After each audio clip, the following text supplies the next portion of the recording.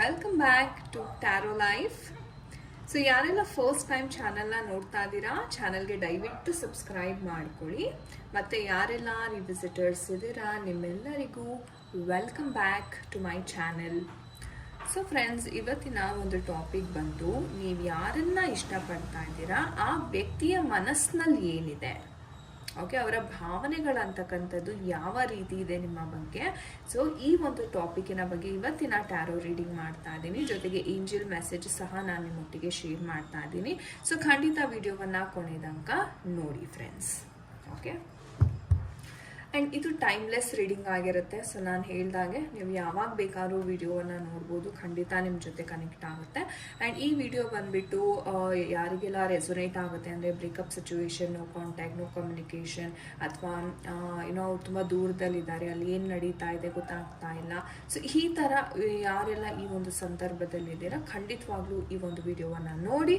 ನಿಮಗೆ ಖಂಡಿತ ಯೂನಿವರ್ಸ್ ಕಡೆಯಿಂದ ಏನೆಲ್ಲ ಮೆಸೇಜ್ ತಲುಪಬೇಕಾಗಿದೆ ಖಂಡಿತವಾಗ್ಲೂ ತಲುಪುತ್ತೆ. ಸೊ ಬನ್ನಿ ಕ್ವಿಕ್ಕಾಗಿ ವಿಡಿಯೋವನ್ನು ಶುರು ಮಾಡೋಣ. ಸೊ ಈ ಡೆಕ್ಕನ್ನು ನೋಡಿ, ನಿಮ್ಮ ಪರ್ಸನ್ ಹೆಸರು, ಡೇಟ್ ಆಫ್ ಬರ್ತ್ ಗೊತ್ತಿದ್ದರೆ 3 ಬಾರಿ ಹೇಳ್ಕೊಳ್ಳಿ, ಯೂನಿವರ್ಸಲ್ಲಿ ಪ್ರೇಯರನ್ನು ಮಾಡ್ಕೊಳ್ಳಿ. ಸೊ ನೋಡೋಣ ಅವರ ಮನಸ್ಸಿನಲ್ಲಿ, ನಿಮ್ಮ ಪರ್ಸನ್ನಿನ ಮನಸ್ಸಿನಲ್ಲಿ ಏನು ವಿಚಾರಗಳು ಇದೆ. ಅವ್ರ ಹೆಸರನ್ನು ಹೇಳ್ಕೊಳ್ಳಿ, ಹಾಗೆ ಪ್ರೇ ಮಾಡ್ತಾ ಇರಿ, ಸ್ಕಿಪ್ ಮಾಡಬೇಡಿ ಶಫ್ಲಿಂಗ್ನ ದಯವಿಟ್ಟು. ಓಕೆ ಓಕೆ, ಸಿ ಎಷ್ಟು ಬೇಗ ಎನರ್ಜೀಸ್ ಪಿಕ್ ಆಗುತ್ತೆ ಅಂತ. ಓಕೆ, ಸೊ ನೋಡೋಣ ಯಾವ ಥರ ಇದೆ ಅವರ ಮನಸ್ಥಿತಿ. Okay, all right. And bottom of the deck ನೋಡೋದಾದ್ರೆ ಏಸ್ ಆಫ್ ಸ್ವಾರ್ಡ್ಸ್ ಎನರ್ಜೀಸ್ ಬರ್ತಾ ಇದೆ. ಓಕೆ ಗೈಸ್, ಸೊ ಈ ಒಂದು ಎನರ್ಜೀಸ್ನ ನೋಡೋದಾದರೆ, ಮೊದಲನೇದಾಗಿ ಒಂದು ಅವಕಾಶ, ಒಂದು ಕ್ಲಾರಿಟಿ, ಒಂದು ಕಮಿಟ್ಮೆಂಟ್, ಒಂದು ಗ್ರೋತ್ಗೋಸ್ಕರ ನೀವು ವೆಯ್ಟ್ ಮಾಡ್ತಾ ಇದ್ದೀರಾ ನಿಮ್ಮ ಒಂದು ರಿಲೇಷನ್ಶಿಪ್ಪಲ್ಲಿ. ಓಕೆ, ಯಾಕೆ ಅಂತಂದರೆ ಇದುವರೆಗೂ ನಿಮಗೆ ಈ ಒಂದು ಪರ್ಸನ್ ಕಡೆಯಿಂದ ಸಾಲಿಡ್ ಕಮಿಟ್ಮೆಂಟ್ ಅಂತಕ್ಕಂಥದ್ದು ಇನ್ನೂ ಸಿಕ್ಕಿಲ್ಲ. ಆ್ಯಂಡ್ ನಾನು ಹೇಳ್ದಂಗೆ ಎಷ್ಟೋ ಜನಕ್ಕೆ ಇದು ಲಾಂಗ್ ಡಿಸ್ಟೆನ್ಸ್ ರಿಲೇಷನ್ಶಿಪ್ ಸಹ ಆಗಿರುತ್ತೆ. ನೀವೆಲ್ಲೋ ಇರ್ತೀರ, ಅವರೆಲ್ಲೋ ಇರ್ತಾರೆ, ಬಟ್ ಆದರೂ ನಿಮ್ಮ ನಡುವೆ ಕಮ್ಯುನಿಕೇಷನ್ ಅಂತಕ್ಕಂಥದ್ದು ಆಗ್ತಾ ಇರುತ್ತೆ.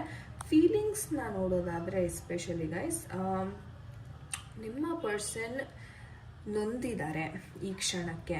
ಆ್ಯಂಡ್ ಇನ್ನೊಂದು ವಿಚಾರ ಏನಪ್ಪ ಅಂದರೆ, ಇವ್ರಿಗೆ ಹೇಳಬೇಕು ಅಂದರೆ ಇಬ್ಬರು ಇದ್ದರು. ಓಕೆ, ನೀವು ಮತ್ತು ಮತ್ತೊಬ್ಬರು ಪರ್ಸನ್ ಇವರ ಒಂದು ಲೈಫಲ್ಲಿದ್ದರು. ಆ್ಯಂಡ್ ಈ ಪರ್ಸನ್ ಏನಪ್ಪ ಅಂತಂದರೆ, ಇಬ್ಬರ ಮಧ್ಯೆ ಯಾರನ್ನ ನಾನು ಚೂಸ್ ಮಾಡಬೇಕು ಅನ್ನೋ ಒಂದು ಕನ್ಫ್ಯೂಷನಲ್ಲಿ ಸಹ ಇದ್ದರು. ಬಹುಶಃ ನಿಮಗೆ ಈ ವಿಚಾರ ನಿಮ್ಮ ಪರ್ಸನ್ ನಿಮ್ಮ ಬಳಿ ಶೇರ್ ಮಾಡಿಲ್ಲದೆ ಇರ್ಬೋದು. ಕೆಲವರು ವಿಚಾರದಲ್ಲಿ ಹಿಂಟ್ ಕೊಟ್ಟಿರ್ಬೋದು, ಇಲ್ಲ ನಾನು ಯಾರ ಜೊತೆನೂ ಇದ್ದೀನಿ ಅಂತ ಹೇಳಿರ್ತಕ್ಕಂಥ ಸನ್ನಿವೇಶಗಳು ಇದೆ. ಓಕೆ, ಸೊ 2 ಸನ್ನಿವೇಶಗಳನ್ನ ಕನ್ಸಿಡರ್ ಮಾಡಿದ್ರೆ ಯಾರೆಲ್ಲ ಎಸ್ಪೆಷಲಿ ಲಾಂಗ್ ಡಿಸ್ಟೆನ್ಸ್ ಇದ್ದೀರಾ ಇವ್ರಿಗೆ ತುಂಬ ಅಪ್ಲಿಕೇಬಲ್ ಆಗುತ್ತೆ. ಡಿಸ್ಟೆನ್ಸ್ ಇದ್ದಿದ್ದರಿಂದ ಅವ್ರಿಗೆ ಒಂದು ರೀತಿ ದೇವರ್ ಮಿಸ್ಸಿಂಗ್ ಯು ಅಂತಾನೆ ಹೇಳ್ಬೋದು ಗೈಸ್. ನಿಮ್ಮನ್ನು ತುಂಬ ಮಿಸ್ ಮಾಡ್ಕೋತಾ ಇದ್ರು. ಅಟ್ ದ ಸೇಮ್ ಟೈಮ್ ಅವ್ರಿಗೆ ಏನಪ್ಪ ಅಂತಂದರೆ ಇನ್ನೊಬ್ಬರ ವ್ಯಕ್ತಿಯ ಪರಿಚಯ ಅಂತಕ್ಕಂಥದ್ದು ಆಗುತ್ತೆ. ಅದಾದ ನಂತರ ಇವರ ಮನಸ್ಸು ಒಂದು ಸ್ವಲ್ಪ ಚಂಚಲ ಆಗ್ಲಿಕ್ಕೆ ಸ್ಟಾರ್ಟ್ ಆಗುತ್ತೆ. ಆ ವ್ಯಕ್ತಿನೇ ಹೇಳಬೇಕು ಅಂತಾನೆ, ಇವರನ್ನ ಯಾರು ಭೇಟಿ ಮಾಡಿದ್ರಲ್ಲ, ಆ ಒಂದು ಥರ್ಡ್ ಪರ್ಸನ್ ಅಂತ ಯಾರು ಭೇಟಿ ಆಗಿದ್ದಾರೆ, ಅವರು ನಿಮ್ಮ ಪರ್ಸನ್ಗೆ ತುಂಬ ಬ್ಲ್ಯಾಕ್ ಮೇಲ್ ಮಾಡಿದ್ದಾರೆ. ಫೋರ್ಸಿಬಲ್ ಆಗಿ ಕಮಿಟ್ಮೆಂಟ್ ಕೊಡಲಿಕ್ಕೆ ಅವರು ಪ್ರಯತ್ನವನ್ನು ಪಡ್ತಿದ್ರು. ಆದರೆ ನಿಮ್ಮ ಪರ್ಸನ್ಗೆ ಅದು ಇಷ್ಟ ಆಗಲಿಲ್ಲ. ಯಾಕಂತಂದರೆ ಅವರು ಆಲ್ರೆಡಿ ನಿಮ್ಮ ಜೊತೆ ತುಂಬಾ ಎಮೋಷ್ನಲಿ ಕನೆಕ್ಟ್ ಆಗ್ತಿದ್ರು. ಆ್ಯಂಡ್ ನಿಮ್ಮನ್ನ ಒಂದು ರೀತಿ ಹೇಳಬೇಕು ಅಂದರೆ ಅವರು ಆನೆಸ್ಟ್ ಆಗಿಯೇ ಪ್ರೀತಿ ಮಾಡ್ತಾಯಿದ್ರು, ನೀವು ನೋಡ್ಬೋದು. ಓಕೆ, ಬಟ್ ಯಾವಾಗ ಒಂದು ಹೊಸ ಪ್ರಪೋಸಲ್ ಅಂತಕ್ಕಂಥದ್ದು ಅವ್ರ ಲೈಫಲ್ಲಿ ಬಂತು, ಅವ್ರಿಗೆ ಒಂದು ರೀತಿ ಬೇಸರ ಆಗೋಕ್ಕೆ ಸ್ಟಾರ್ಟ್ ಆಯಿತು. ಇಲ್ಲ, ನಾನು ಆಲ್ರೆಡಿ ಒಬ್ಬರನ್ನ ಇಷ್ಟಪಡ್ತಾ ಇದ್ದೀನಿ, ಸೊ ಹಾಗಾಗಿ ನಾನು ನಿಮಗೆ ಕಮಿಟ್ಮೆಂಟ್ ಕೊಡ್ಲಿಕ್ಕೆ ಆಗಲ್ಲ ಅಂತ ಅವ್ರು ಎಷ್ಟೋ ಬಾರಿ ಹೇಳಿದ್ದಾರೆ ಕೂಡ. ಓಕೆ, ಆ್ಯಂಡ್ ಹೇಳಬೇಕು ಅಂದರೆ ಎಷ್ಟೇ ಅವರು ಕಾಳಜಿ ಪ್ರೀತಿ ತೋರಿಸಿದ್ರು ಆ ಒಂದು ಥರ್ಡ್ ಪರ್ಸನ್ ಅದನ್ನು ನಿಮ್ಮ ಪರ್ಸನ್ ಸ್ವೀಕಾರ ಮಾಡಿಲ್ಲ. ಯಾಕಂದರೆ ಅವ್ರ ಮನಸ್ಸಿಗೆ ಗೊತ್ತು, ಇಲ್ಲ ನಾನು ನಿಮ್ಮ ಜೊತೆನೇ ನಾನು ಇರಬೇಕು ಅನ್ನೋದು ಒಂದು ದೃಢ ಸಂಕಲ್ಪ ಅಂತಕ್ಕಂಥದ್ದು ಇತ್ತು. ರೈಟ್. ಬಟ್ ಆದ್ರೂ ಬೇಕು ಅಂತಾನೆ ಆ ಥರ್ಡ್ ಪರ್ಸನ್ ನಿಮ್ಮ ಪರ್ಸನನ್ನು ಎಳ್ಕೋಬೇಕು, ಅಟ್ರ್ಯಾಕ್ಟ್ ಮಾಡಬೇಕು ಅನ್ನೋ ಒಂದು ಉದ್ದೇಶ ಸಹ ಇವ್ರಿಗೆ ಇಲ್ಲಿ ಇತ್ತು. ಓಕೆ. ಆ್ಯಂಡ್ ಆ ಒಂದು ಅಂದರೆ ತುಂಬ ಹಿಂದೆ ಬಿದ್ದು ತುಂಬ ಬಲವಂತ ಮಾಡಿ ಫೋರ್ಸಿಬಲ್ ಆಗಿ ಅಥವಾ ಬ್ಲ್ಯಾಕ್ ಮೇಲ್ ಮಾಡೋದಾಗಿರ್ಬೋದು.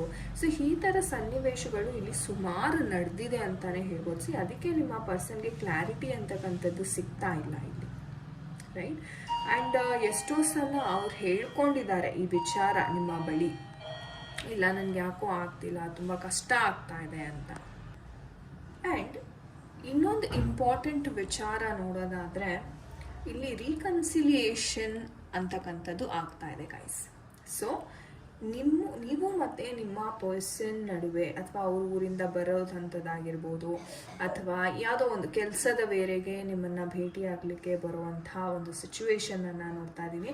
ಆ್ಯಂಡ್ ಹೇಳಬೇಕಂದ್ರೆ ಅವರು ಸಹ ನಿಮ್ಮನ್ನು ತುಂಬ ಮ್ಯಾನಿಫೆಸ್ಟ್ ಮಾಡ್ತಾ ಇದ್ದಾರೆ, ಲೈಕ್ ಮೀಟ್ ಆಗಬೇಕು, ಅಥವಾ ನೀವು ಸಹ ಮ್ಯಾನಿಫೆಸ್ಟ್ ಮಾಡ್ತಾ ಇರ್ಬೋದು ಈ ಒಂದು ರಿಲೇಷನ್ಶಿಪ್ ಆದಷ್ಟು ಬೇಗ ಸರಿ ಹೋಗಲಿ, ಚೆನ್ನಾಗಾಗಲಿ ಅನ್ನೋ ಒಂದು ಪಾಸಿಟಿವ್ ಥಾಟಿಂದ ನೀವು ಸಹ ಮ್ಯಾನಿಫೆಸ್ಟೇಷನ್ ಮಾಡ್ತಿರ್ಬೋದು. ಆ್ಯಂಡ್ ಮೋರ್ ಓವರ್ ಹೇಳಬೇಕು ಅಂದರೆ ನಿಮ್ಮ ಪರ್ಸನ್ ಭೇಟಿ ಆದ ನಂತರ ನಿಮಗೆ ಎಲ್ಲ ವಿಚಾರಗಳನ್ನು ಇನ್ ಡೀಟೇಲ್ ಆಗಿ ಎಕ್ಸ್ಪ್ಲೇನ್ ಮಾಡ್ತಾರೆ.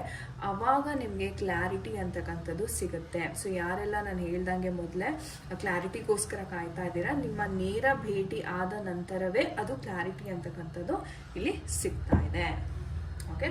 ಸೊ ಸದ್ಯಕ್ಕೆ ಅಂತೂ ಏನು ಟೆನ್ಷನ್ ತಗೊಳ್ಳೋ ಅಗತ್ಯ ಇಲ್ಲ. Okay. So will wait. So ನೋಡೋಣ ನಮ್ಮ ಏಂಜಲ್ಸ್ ಕಡೆಯಿಂದ ಯಾವ ಒಂದು ಗೈಡೆನ್ಸ್ ಸಿಗ್ತಾ ಇದೆ ನಮಗೆ. ಸೊ ಡಿಯರ್ ಏಂಜಲ್ಸ್, ನಮ್ಮ ವೀಕ್ಷಕರು ಯಾರೆಲ್ಲ ಈ ವಿಡಿಯೋವನ್ನು ನೋಡ್ತಾ ಇದ್ದಾರೆ ಅವ್ರಿಗೆ ಯಾವ ಸಂದೇಶವನ್ನು ತಿಳಿಸೋಕೆ ಇಷ್ಟಪಡ್ತಾರೆ ದಯವಿಟ್ಟು ಹೇಳಿ. ಯಾವ ಸಂದೇಶವನ್ನು ಹೇಳೋಕೆ ಇಷ್ಟಪಡ್ತೀರಾ? ಓಕೆ. ಸೊ ನೋ ಅಂತ ಹೇಳ್ತಾ ಇದ್ದಾರೆ, not the right time. Okay. ನಮ್ಮ ಏಂಜಲ್ಸ್ ಎಷ್ಟು ಚೆನ್ನಾಗಿ ಹೇಳ್ತಾರೆ, take action. Okay. So guys, ಹೇಳೋದಾದರೆ ನೀವು ಯಾವುದೇ ಒಂದು ಆ್ಯಕ್ಷನನ್ನು ತೊಗೊಳಕ್ಕೆ ಹೋಗಬೇಡಿ. ಇವಾಗ ದೂರದಲ್ಲಿದ್ದಾರೆ, ಏನು ಕ್ಲಾರಿಟಿ ಸಿಗ್ತಾ ಇಲ್ಲ, ತುಂಬ ಕನ್ಫ್ಯೂಸ್ಡ್ ಆಗಿದ್ದೀರಾ, ಫ್ರಸ್ಟ್ರೇಷನ್ನಲ್ಲಿ ಇದ್ದೀರಾ ಎಷ್ಟೋ ಜನ. ಸೊ ದಯವಿಟ್ಟು ಏನು ಟೆನ್ಷನ್ ಮಾಡ್ಕೋಬೇಡಿ, ಯಾಕಂದರೆ ಇವಾಗ ನೀವೇನೇ ಮಾಡೋಕ್ಕೆ ಹೋದ್ರೂ ಅದು ಸಕ್ಸಸ್ ಆಗಲ್ಲ. ಸೊ ಹಾಗಾಗಿ ವೆಯ್ಟ್ ಮಾಡಿ, ಟೇಕ್ ಆ್ಯಕ್ಷನ್. ಓಕೆ. ನಿಮ್ಮ ಕಡೆಯಿಂದ ನೀವು ಏನು ಆ್ಯಕ್ಷನನ್ನು ತೊಗೋಬೋದು, ಅಥವಾ ಇವ್ರಿಗೆ ಸಂಪರ್ಕ ಮಾಡಿ ಸಮಾಧಾನ ಮಾಡೋದಾಗಿರ್ಬೋದು, ಅಥವಾ ಏನು ನಡೀತಾ ಇದೆ ಅಂತ ಒಂದು ಸೂಕ್ಷ್ಮವಾಗಿ ಇವ್ರನ್ನ ಗಮನಿಸ್ತಕ್ಕಂಥದ್ದು, ಇದನ್ನು ಮಾಡಿ. ಓಕೆ. ಆ್ಯಂಡ್ ವೆಯ್ಟ್ ಮಾಡಿ ದಯವಿಟ್ಟು. Okay. And yes, romance angels ಕಡೆಯಿಂದ ಸಹ ನೋಡೋಣ ನಿಮ್ಮ ಪರ್ಸನ್ ನಡುವೆ ಯಾವ ಒಂದು ಬಾಂಧವ್ಯ ಇದೆ, ಆ ಗೈಡೆನ್ಸ್ ಯಾವ ರೀತಿ ಇದೆ.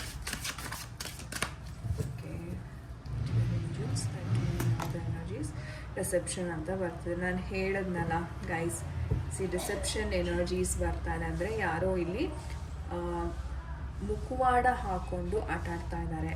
ನಾನು ಹೇಳ್ದಂಗೆ ಆ ಥರ್ಡ್ ಪರ್ಸನ್ ಯಾರಿದ್ದಾರೆ, ಓಕೆ, ಬೇಕು ಅಂತ ಅವ್ರನ್ನ ಅಟ್ರ್ಯಾಕ್ಟ್ ಮಾಡೋದು, ಒಲಿಸ್ಕೋಬೇಕು.